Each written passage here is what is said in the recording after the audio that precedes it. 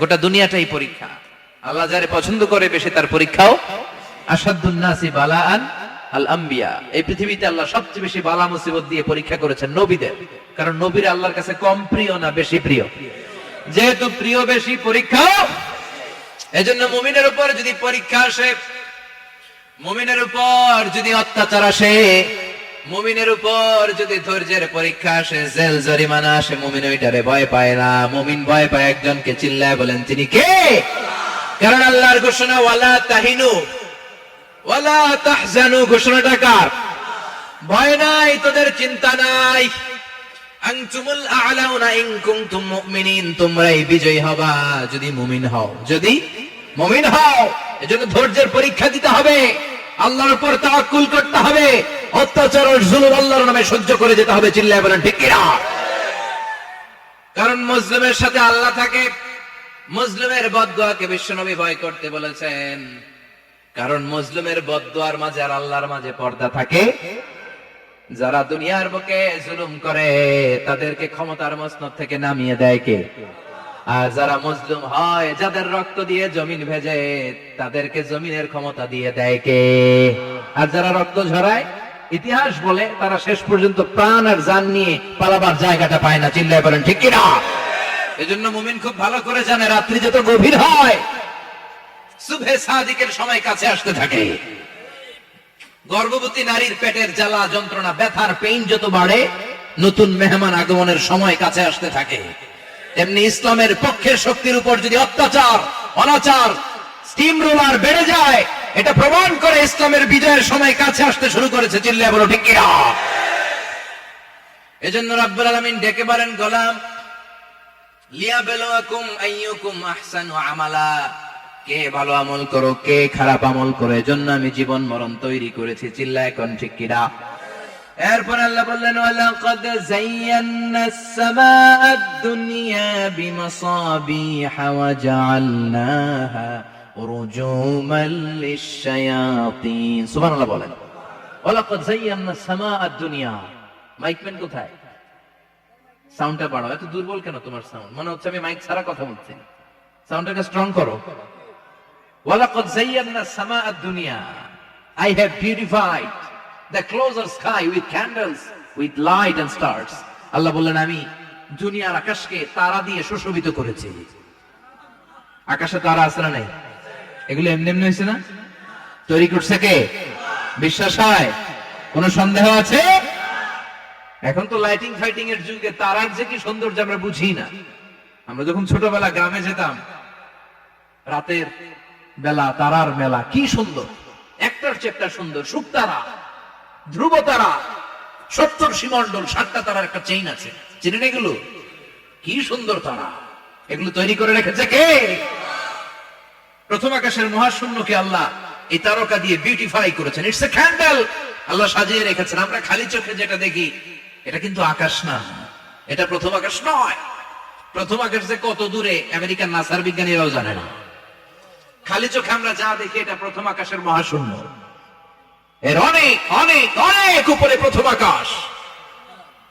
এরপরে দ্বিতীয় আকাশের মহাশূন্যের স্তর শুরু, এরপরে দ্বিতীয় আকাশ, তারপরে তৃতীয় আকাশের মহাশূন্যের স্তর শুরু, তারপরে তৃতীয় আকাশ।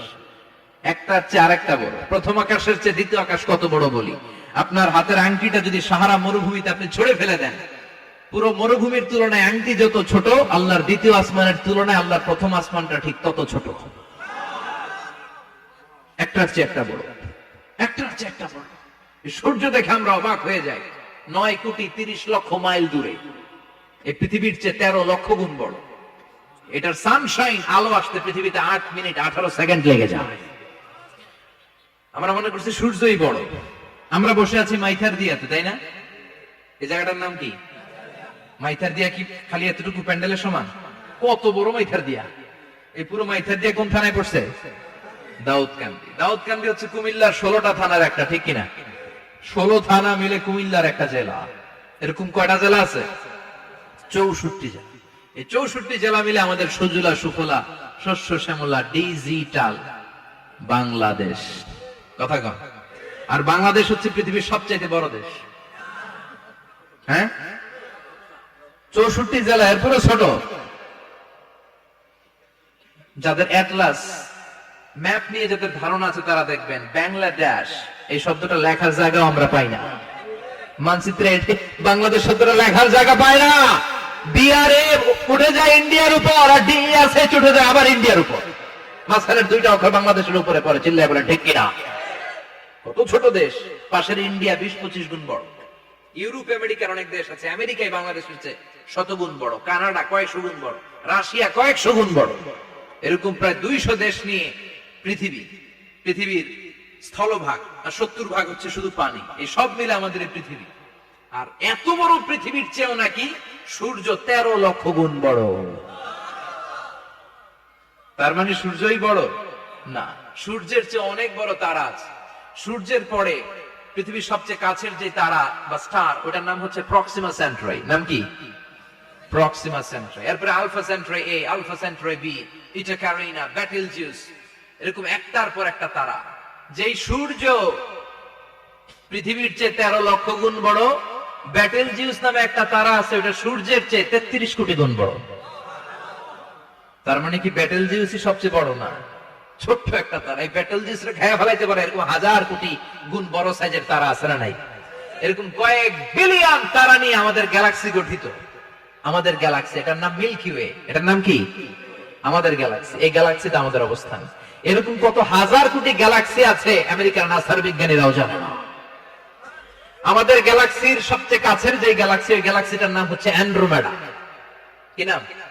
অ্যান্ড্রোমেডা। আমাদের গ্যালাক্সি থেকে কেউ যদি কাছের গ্যালাক্সি অ্যান্ড্রোমেডাতে যেতে চায়, তার 2.5 মিলিয়ন লাইট ইয়ার্স সময় লেগে যাবে। কথাটা কঠিন হয়ে গেছে, আমি ভেঙে বলি, তারপরে সুবহানাল্লাহ করেন। আমাদের গ্যালাক্সির নাম মিল্কি ওয়ে। মিল্কি ওয়ে থেকে যদি কেউ অ্যান্ড্রোমেডাতে যেতে যায়, কত সময় লাগবে? 2.5 million light year. Light year মানে আলোক বর্ষ। আলোর গতিতে যদি ছোটা যায়, 2.5 মিলিয়ন মানে হচ্ছে প্রায় 25 লক্ষ। তাহলে পৃথিবীতে সবচেয়ে দ্রুতগামী যে বিষয়টা আবিষ্কৃত হয়েছে সেটা হচ্ছে আলো। এই যে লাইট মারলে যে ছোটে, এই লাইট প্রতি সেকেন্ডে 1,86,000 মাইল বেগে ছুটতে পারে। 1 মিনিটে না, 1 ঘন্টা না, 1 মিনিটে না, 1 সেকেন্ডে আলো চলে যায় কয় মাইল? 1,86,000। আপনি কল্পনা করতে পারেন? হয়তো মাথা নাড়াইতেছেন। এটা কি কল্পনা করা যাবে? আমার তো তার ছেড়ে যাচ্ছে। 1 সেকেন্ডে নাকি আলো ছুটে 1,86,000 মাইল বেগে। 1 সেকেন্ড শব্দ কইতে তো 2 সেকেন্ড লাগে। কথা কন। এর মধ্যে আলো চলে গেছে 1,86,000 মাইল। তো কোন রকেট যদি আপনি পান, যে রকেট দিয়ে সেকেন্ডে 1,86,000 মাইল বেগে রকেটটা ছুটবে প্রতি সেকেন্ডে, খেয়াল করেন, ঘন্টায় না, মিনিটে না, কিসে? সেকেন্ডে। যে রকেটটা সেকেন্ডে 1,86,000 মাইল বেগে ছুটবে, ওই রকেটটা দিয়ে আমাদের গ্যালাক্সি থেকে আমাদের পাশের গ্যালাক্সি অ্যান্ড্রোমেডাতে পৌঁছতে আপনার 25 লক্ষ বছর লেগে যাবে। সুবহানাল্লাহ বাড়িতে গিয়ে বললেন। এরকম বিশাল বিশাল তারা দিয়ে আমাদের আকাশটারে বিউটিফাই করেছে কে? এজন্য আল্লাহ বললেন, ওয়ালাকাদ যায়্যানাস সামাআদ দুনিয়া বিমাসাবিহা ওয়া জাআলনাহা রুজুমান লিশ-শায়াতিন। আমি এই দুনিয়ার আকাশটারে সুন্দর সুন্দর তারকারাজি লাইটের মতো সেটিং করে সুশোভিত করেছি। আবার এই তারকা দিয়ে আমি শয়তানদেরকে প্রহার করেছি। সুবহানাল্লাহ।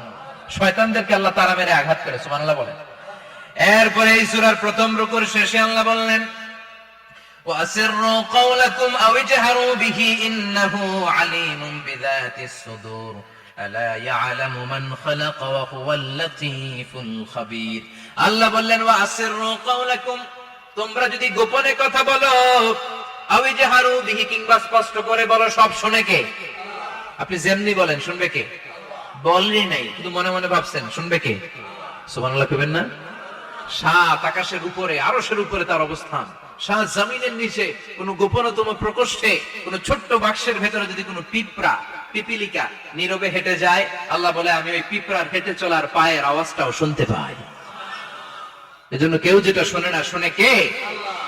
এরপর আল্লাহ বললেন, হুয়াল্লাযী জাআলা লাকুমুল আরদা যালুলান ফামশু ফি মানাকিবিহা ওয়া কুলু মির রিজকি ওয়া ইলাইহিন নুশুর। সুবহানাল্লাহ বলেন। আল্লাহ ডেকে বললেন, গোলাম তোমাদের জন্য জমিনটারে আমি বিছানা বানিয়েছি। আল্লাযী জাআলা লাকুমুল আরদা ফিরাশা, জমিনটারে বিছানা বানিয়েছে কে? এই বিছানার মতো সমতল জমিন দিয়ে তোমরা হেঁটে বেড়াও, চলে বেড়াও, হেলে দুলে পড়ার সুযোগ নাই, ঠিক কি না? এই যে মাইথার দিয়ে আজকের যে ময়দান, এটা যদি বিছানার মতো সমান না হইতো বসতে পারতেন? কথা কন। এই ময়দানের প্যান্ডেলের এদিক দিয়ে উঁচা, এদিক দিয়ে গর্ত, এদিক দিয়ে নিচা, এদিক দিয়ে খাড়া, কেমন হইতো? কথা কন। কেউ আমার দেখতো, কেউ দেখতো না, কেউ দাঁড়াইয়া, কেউ বৈশা, আছে না নাই?